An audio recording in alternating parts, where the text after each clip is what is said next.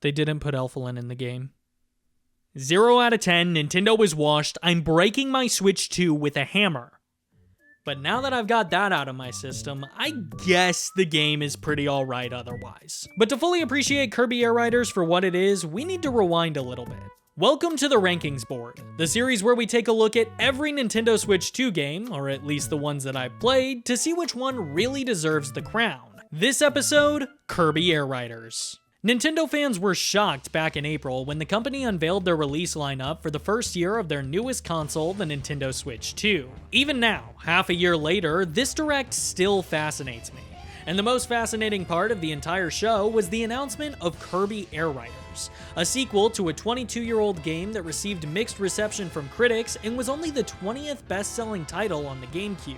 This was not the GameCube game that fans were expecting to get a sequel, but it's one that, despite its obscurity in the modern day, was clearly crafted out of passion. As the game's director, Masahiro Sakurai, pointed out in his first presentation of Kirby Air Riders, it was surprising to everyone that Nintendo wanted to release 2 racing games in the same year, especially with competing titles like Sonic Crossworlds dropping in between. But in my eyes, this is a very clear testament to just how confident Nintendo was in their product here. I'll admit it, Kirby Air Riders being the holiday title completely shocked me, but after playing, it's one that I honestly think should be on everyone's Christmas list this year. But I've rambled on for long enough, so let's open up Kirby Air Riders together to see what makes this game so damn good.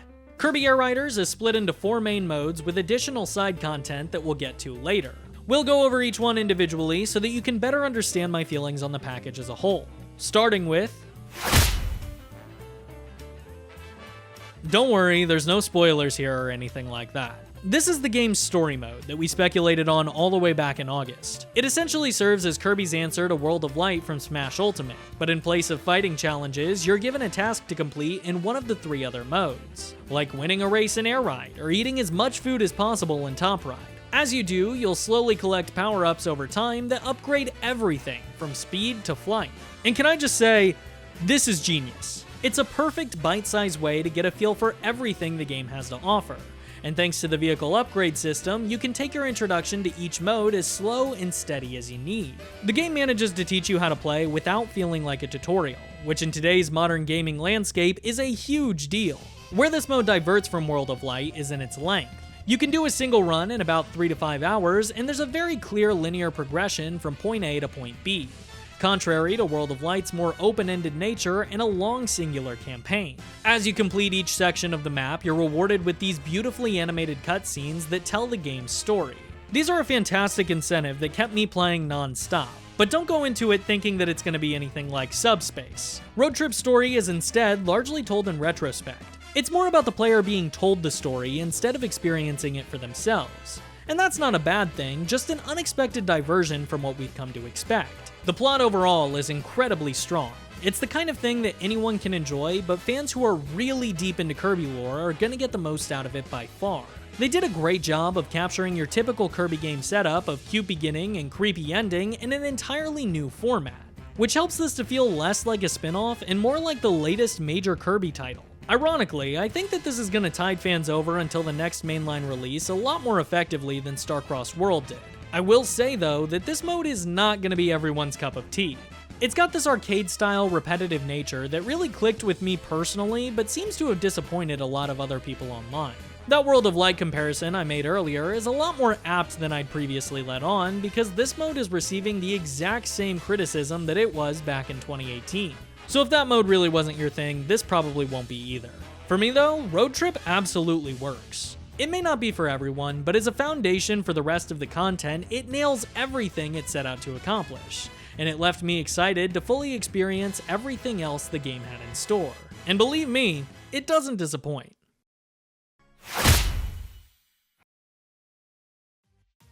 This is easily the most heavily scrutinized mode in the game, and honestly, everyone is wrong but me. I have seen countless reviews simply write off Top Ride as Air Ride from another angle, but that couldn't be further from the truth. And to all the critics who said that, I just have one question for you. Did you play it solo or with your friends? Like a lot of Sakurai's work, Air Riders is a party game at its core. When you look at it from a purely competitive perspective, the design no longer makes sense. and because of that, anyone who's only played Top Ride solo really hasn't played Top Ride at all. To put it simply, each of the 4 modes is designed for a different facet of modern gaming. Road Trip is made to be played solo, City Trial is made to be played online, Air Ride is the all-arounder, and Top Ride is made for couch co-op. I'll be the first to say that it didn't really click with me initially either. But then I invited some friends over, and this was easily the mode that we had the most fun with. And I'm sure that's the first time you heard a reviewer say that. Since all the action is on one screen, it never feels confusing or like you have to make the sacrifices that you would in split screen mode. Everyone is on a level playing field, and the chaos is ramped up to 11 when you're not playing against CPUs. We had power-ups going constantly. We got spun around on tight corners, and there were so many climactic finishes where the person in last place managed to win by the skin of their teeth. It honestly calls to mind the same type of chaotic fun memories that I had with Smash Bros. Brawl when I was a kid. The mode manages to feel fair while also remaining balanced enough that any player has the chance to win regardless of their skill level. When we would play other modes like Air Ride, I would almost always get first place since I've been playing so much for this video. My girlfriend, who'd also played the game a good amount, would typically come in second, and my friends Alex and June, who just picked up the game for the first time that night, would hold up the 3rd and 4th place. But with Top Ride, everyone had a real shot at winning. It's comparatively so much easier for new players to be able to pick up and instantly love, making it a go-to party game. So if you're one of those who wrote off Top Ride as the weakest part of the game, I'd encourage you to get some family or friends together and give it another shot. You may be surprised at how much you like it. Now I know I just talked up Top Ride quite a bit, but it's not my favorite mode in the game. This is. It seems like most players ironically overlook Air Ride for the ever-popular City Trial, but it's honestly an incredible racer in its own right and deserves more attention. I'm sure you've seen a million other videos comparing it directly to Mario Kart World, and while I don't personally really like that comparison, it's being made for good reason. Racing in Air Ride is the best a kart racer has felt since Mario Kart. It perfectly replicates what makes Mario Kart so fun while simultaneously fixing its issues and innovating on the core mechanics so that it feels brand new. Fans have coined the term Mario Kart moment to refer to the amount of BS that can be thrown your way in a match. At any point, a player could get a star or a bullet bill and just launch straight ahead to the front of the pack. In Air Ride though, your power-ups are much more limited. You can attack the people in front of you if you have a solid enough aim, and your specials generally allow you to get a nice boost to recover any mistakes you've made. But it's never enough to outright win you the race like it is in Mario Kart. Any fan of Super Smash Bros. Should know that Sakurai likes to keep his games as fair and balanced as possible. Well, with one exception. And Air Riders is a testament to that. If you're looking for multiplayer chaos and Mario Kart moments, check out Top Ride. But if you want a bit more of a challenge, you should give your attention to Air Ride instead. This of course doesn't come without its flaws, however. In the Direct, Sakurai made it seem like the controls would be as simple as possible, designing the entire game around only 2 buttons. But in practice, this does a whole lot more harm than good. When you map everything to a single input, it becomes much harder to learn. You know, I can't just press Y to inhale enemies because it's mapped to the same button that I use for drifting, attacking, and basically every other input. It's something that I got used to after like an hour of playing, but it's a steep learning curve that really did not have to be as much of a headache as it was. Otherwise though, I don't really have many major complaints. The track design here is phenomenal. Everything feels so cinematic, but not in a telegraphed way. You have these massive cataclysmic events happening all around you that manage to feel like they're actually in the world alongside you. Elements from the background bleed into the track, and enemies help them to feel lived in. This isn't just pretty colors behind a basic track, and contrary to what you may have heard others say, I never felt like the game was playing itself. Every success and every mistake felt like they were on me, and the fast pace encouraged me to stay engaged instead of disassociating and letting the game go on its own. Touching on that Mario Kart comparison from earlier, it's really hard to go back to that game's interlude tracks after experiencing the high-flying, twisty action of Kirby. And that's coming from someone who actually kinda likes the intermission tracks. To be completely honest with you, I think it is very fair to say that I'm probably addicted to this mode. I play it all the time, and when I'm not playing it, I'm thinking about the next time that I'll get to play it. Twyla and I take this game everywhere, and I mean everywhere, so that we can boot it up at any moment of free time that we have. But there is one mode that I play way less than the others, and it's probably not the one that you think.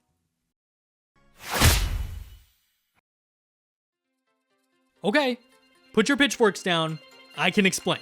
While it's easy for me to acknowledge that City Trial is a very well-designed mode and a great inclusion to the game, it's just not for me. As someone who didn't get to experience the original, I was thrilled to see the addition of a Battle Royale mode in a fresh style. It's super straightforward. You're dropped onto a huge map and tasked with gathering as many power-ups as possible before the time limit runs out. Then, you and a group of other players online will compete in a minigame with the machines that you put together in the first section. Everyone starts out on a level playing field with a basic machine, but you can pick up new vehicles along the way. To really spice things up, there are also sporadic boss fights and other random in-game events to keep you on your toes. Now on paper, this sounds fantastic, but in practice, at least for me, it sort of falls flat. I remember on my first match, all of the power-ups in sight got taken up by other players within what felt like seconds. And then everyone just went into hiding so that they wouldn't lose anything for the remainder of the game. So I just sort of aimlessly rode around looking for scarce power-ups and only came out with 30-something by the end. And then I proceeded to get completely smoked in the minigame section. Not to sound like I'm just complaining because I suck, but the initial experience left me at a complete loss. I think it was trying to capture a sort of Top Ride-esque chaos, but they went way too far with it in my opinion. It seems like everyone was just able to game the system while I was sort of left out in the open trying to play the game as it was intended. And those random events I mentioned earlier aren't like Top Ride's chaos either. They're not even Mario Kart moments. It just felt like randomness for the sake of it, and that makes it really difficult for me to adapt or keep track of what's going on. After playing for a while, I eventually got the hang of it. I won a few matches, participated in more of the events, and collected way more power-ups. But even with the breakneck pace, each round felt way longer than 5 minutes, and not in a good way. When I wasn't able to find power-ups, I just felt frustrated and stressed out. But when I was, I actually did finally come to understand what the other game journalists were complaining about in those other modes. The game did sort of seem to play itself. Your machine can reach speeds that don't just feel uncontrollable, but are uncontrollable. So part of me just wanted to disassociate and let go. Something that's a lot easier to do in a wide open map instead of a narrow track. And I do recognize that what I'm saying here is coming from a place of subjectivity. You know, clearly not everyone felt as confused or overwhelmed as I did. And it's hard to poke holes in the actual game design because, as I said in the beginning, it's rock solid on paper. So I'm not telling you any of this to say that it's a bad mode, but just that I personally don't really jive with it. Which is disappointing, because I desperately want to be having fun like everyone else online, but I just can't get into it. At the end of the day though, this is a welcome, harmless addition. It's expansive and designed to be addictive in the same way games like Fortnite and Fall Guys are. Modes like this can add tens or hundreds of hours of gameplay for the right audience. And I'm glad that a high-effort mode like this is included in the package, even if I don't personally find it enjoyable, because it adds value. I am genuinely curious about what your experiences with the mode are, though. Are you someone like me who just didn't really click with it, or did you get a lot of enjoyment out of it? Please let me know in the comments below. I'll be sure to read and respond to all of them that I see. Now, I don't want to spend too much time on this section because I just posted a video gushing about it. A video that you should totally watch, by the way.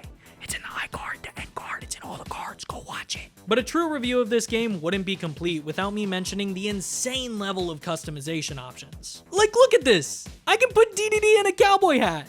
This is the best thing ever! As you play, you slowly accumulate in-game currency that you can use to buy things like hats for your riders, new machine customization options, and so much more. You can use decals you purchase from the shop to customize any vehicle in the game, or you can take the currency to the online shop and buy other players' creations. People have gotten so creative in this mode, designing machines around other characters, franchises, and Chef Kawasaki in a bikini. And the nicest part about it is that even if you somehow manage to buy everything there is to purchase in the game, your money is still never wasted thanks to the online machine shop. There's always going to be more user-created content that gets increasingly more expensive depending on how in demand it is.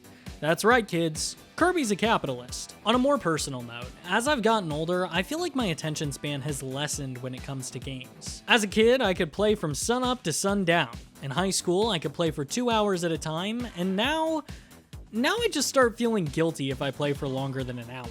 Like, damn, I should be out making money or something. But whenever I start to feel like that playing a mode like Air Ride, I just open up the My Machine or Gummy modes and let myself relax by completely focusing on the simple distractions before I feel ready to get back into the game. Having so many options for things to do really helps it continue to feel fresh, and on a subconscious level, like I'm not just wasting my time. It's really nice to be able to come home from work and play games like I'm a kid again. And my ability to do that is thanks entirely to this game's variety.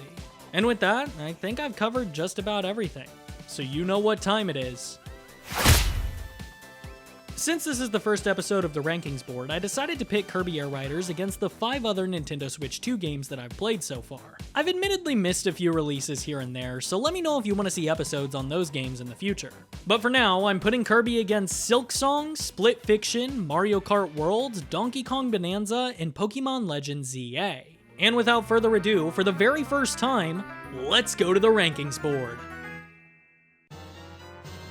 Now, before you angrily type that comment, I want to clarify that these top 3 are some of the greatest games I've ever played. I reordered them about 1,000,000 times, but eventually came to this conclusion based on the slightest differences in how much fun I had and their general longevity.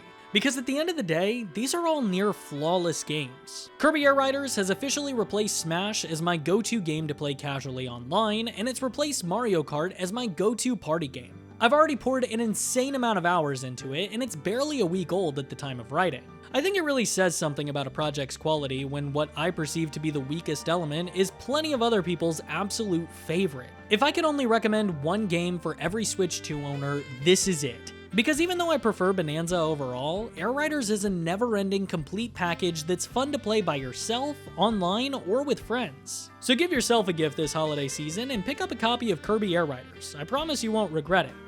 And with all that said, thank you so much for watching my very first video game review. I wanted to do something a little bit different compared to your typical, like, oh, I give it 5 Kirbys out of 5. So, the rankings board concept is something that I came up with, and something that, if you guys enjoy this video, I intend to carry on. I'll probably do Metroid next. Thanks again so much for watching. Let me know in the comments below if this is a series you'd like to see continue, and as always, please remember, believe to achieve.